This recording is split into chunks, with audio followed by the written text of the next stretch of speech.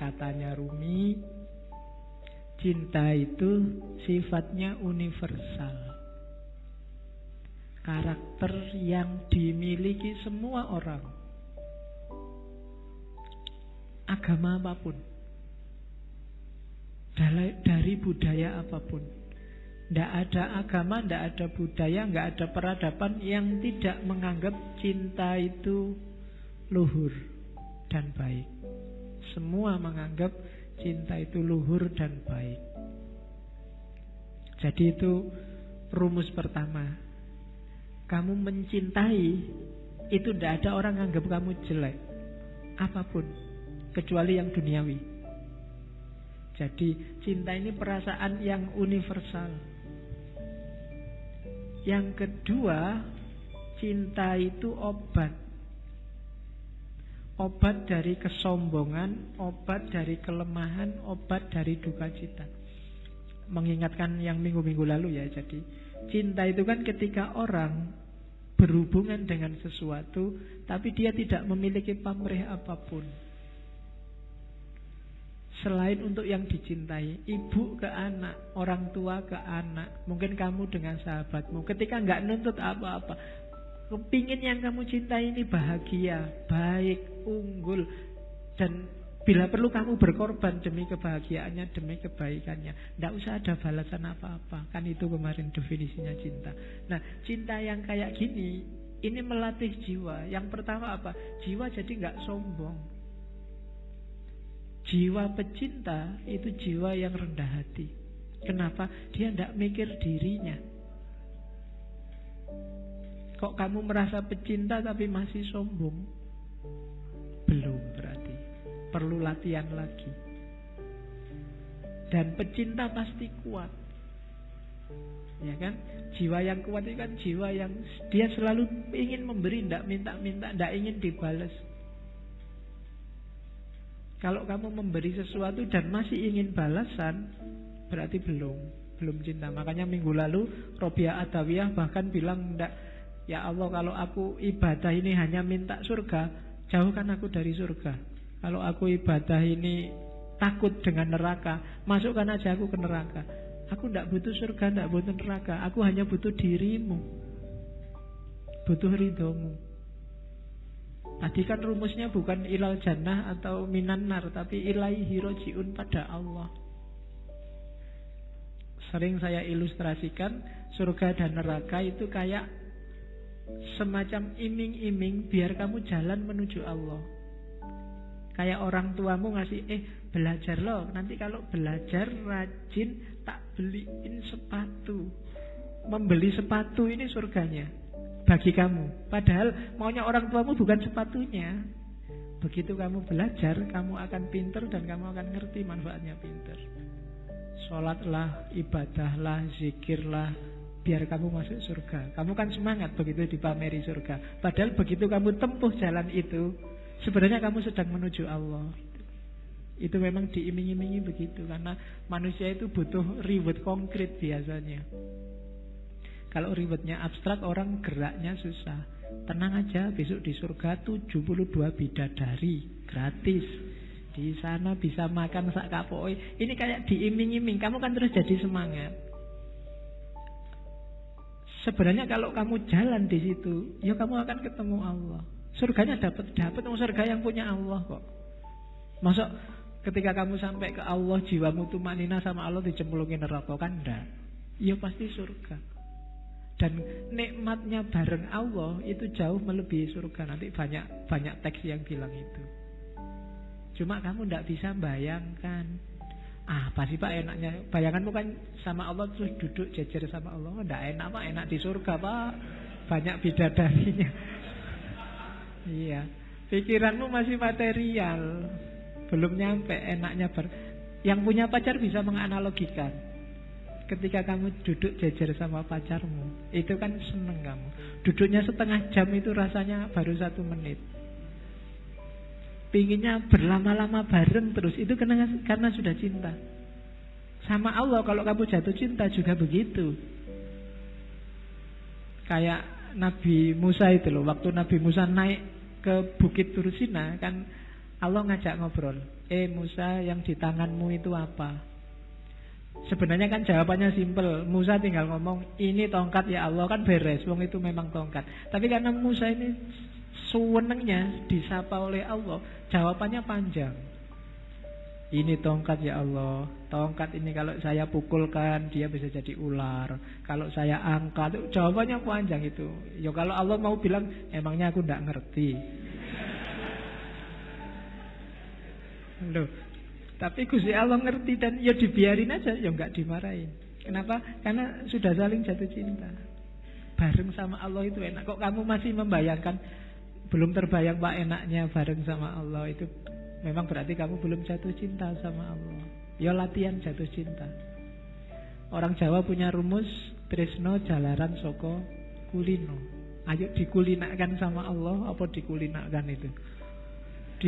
Dibiasakan akrab sama Allah, nanti kamu akan jatuh cinta. Entah kapan nanti kita akan ngambil sesi cinta lagi. Saya ingin ngangkat Ghazali. Ghazali konsepnya lebih konkret, jalan untuk mencintai Allah. Tapi kapan-kapan, jangan cinta terus, nanti kamu mabuk. Oke, terus. Nah, cintalah yang bikin alam semesta ini bergerak. Nanti Rumi punya teori evolusi yang khusus, tapi saya tidak akan sampaikan sekarang, kapan-kapan. Rumi nanti akan banyak sesinya. Jadi gara-gara ada cinta ini loh, alam ini bersatu dan berpisah. Orang tua sama anak habis bersatu berpisah. Berpisah ini juga tanda cinta. Kalau orang tua tidak mau nyapih anaknya, padahal berat nyapih anak ini, tidak tego nyapih anak, tapi harus disapih. Kenapa? Karena cinta. Jadi pertemuan dan perpisahan itu banyak ya karena cinta. Kamu melepas masa mudamu menuju masa dewasa. Janjane pengenmu mbok saya muda terus, nggak bisa. Hidup itu ada pertemuan, ada perpisahan, dan biar jalannya on the track, dasarnya harus cinta. Jadi cinta adalah yang menggerakkan dunia ini. Dan cinta yang bikin kita karakternya, kalau bahasanya Rumi, menuhan. Semakin tulus kita cinta pada apapun, karakter kita akan semakin menuhan. Menuhan itu semakin spiritual.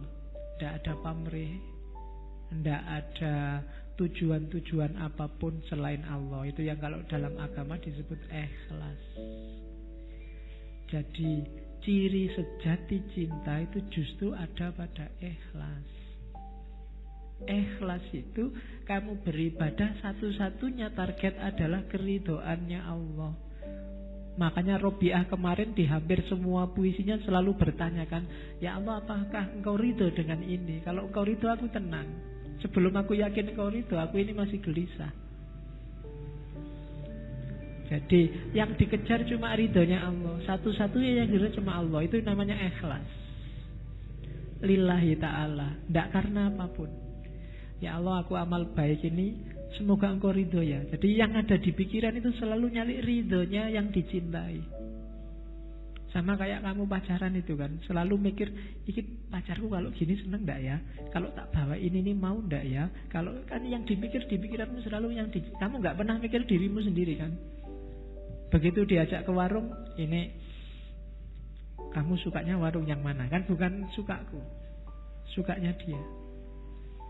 Jadi ketika orang jatuh cinta, egonya hilang. Dia tidak ngomong aku lagi, tapi ngomong kamu. Kalau kamu jatuh cinta ke Allah juga, bukan akumu lagi yang bilang, tapi ridhonya Allah. Apa sih maunya Allah? Kira-kira kalau aku gini, Allah ridho tidak ya? Begitu kamu ujian mau nyontek, ini kira-kira kalau aku nyontek, Allah ridho nggak ya? Anda, Bapak Allah Maha Pengampun, ha? Waduh, wae itu akhirnya. Iya, ya kamu yang ngerti lah. Oke, terus bentuk apa saja, ekspresi apa saja yang lahir karena cinta yang tulus tadi pasti baik. Tidak mungkin tidak. Tidak mungkin mencelakakan. Kalau ada yang mencelakakan, berarti itu belum cinta dan pasti bukan cinta. Kalau dasarnya cinta, apapun yang keluar pasti baik. Dan yang kedua, cinta bukan suka, bukan duka. Kayak Robiah kemarin, tidak peduli hukuman. Cinta itu yang ada hanya ego yang lenyap, yang dipikir hanya dia. Terus, nah, cuma katanya Rumi, jangan ditanya apa definisinya cinta. Seseorang bertanya, apa itu cinta? Aku jawab, jangan tanya tentang maknanya. Kalau engkau sudah menjadi seperti aku, maka engkau akan tahu. Nulisnya salah itu. Saat cinta memanggilmu, engkau akan berkisah tentang itu. Jadi cinta itu penting, modus paling penting dalam hidup ini. Dan gak usah kamu terlalu capek mendefinisikan, membahas, mengkaji apa itu cinta.